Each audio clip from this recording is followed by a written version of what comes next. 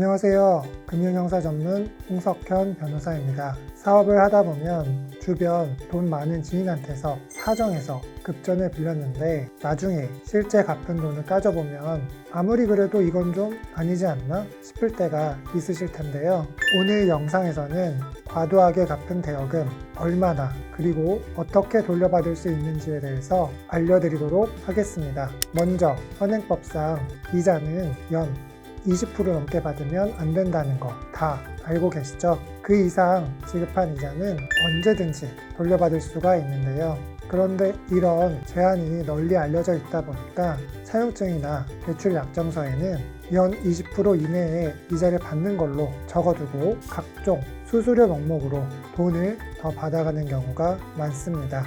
돈 빌려주는 사람이 대출 관련 수수료를 받는 것 자체가 불법은 아니지만 이런 수수료는 법적으로 이자로 취급을 합니다. 그 금액만큼 이자를 더 받은 걸로 보는 거죠. 만약 이자율이 연 20%인데 대출 수수료를 따로 줬다면 그 금액은 초과이자가 돼서 돌려받을 수 있습니다. 예전에는 대출 수수료를 대놓고 받는 경우가 많았는데 요즘은 별도로 자문계약서나 컨설팅 계약서를 쓰게 하고 금융자문 수수료, 재무 컨설팅 수수료라고 해서 무언가 용역을 제공하고 정당하게 대가를 받는 것처럼 꾸미는데요. 실질적으로 별로 하는 일 없이 그냥 대출해주고 수수료 받는 것이라면 마찬가지로 이자를 더 받은 걸로 보니까 돈 빌릴 때 이런저런 명목으로 수수료를 지급하셨다면 얼마나 되는지 한번 확인해 보시기 바랍니다. 그리고 선이자를 떼인 경우도 이자율 계산을 잘 하셔야 되는데요. 이 경우엔 원래 빌려주기로 한 금액이 아니라 선이자를 떼고 실제 수중에 들어온 돈이 원금이라는 거 놓치시면 안 됩니다.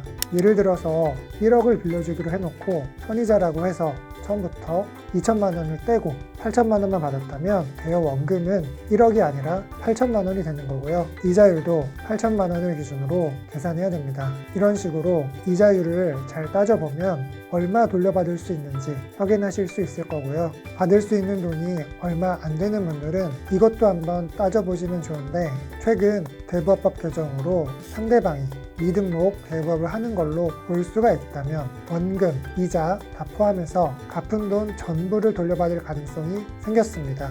관련 영상 업로드해 두었으니까 관심 있는 분들은 시청해 주시고요. 사정상 지금 당장 돌려달라고 할 수 없는 분들은 일단 정확하게 계산을 해서 증빙까지 정리는 해 두시되 실제 갚은 날로부터 10년이 되기 전까지는 반환 청구를 해야 한다는 사실은 꼭 잊지 마시기 바랍니다. 고마운 건 고마운 거지만 받을 돈은 받아야겠다. 이렇게 결심이 선 분들은 어떻게 상대방에게 얘기를 꺼내고 어떤 조치를 취하는 게 좋을지 궁금하실 텐데요. 방법은 크게 3가지입니다. 협상, 형사고소, 민사소송 이렇게요. 순서대로 진행해 보시면 되는데요. 협상 같은 경우는 직접 하시기보다는 비용이 들더라도 변호사 조력을 받으시는 걸 추천드립니다.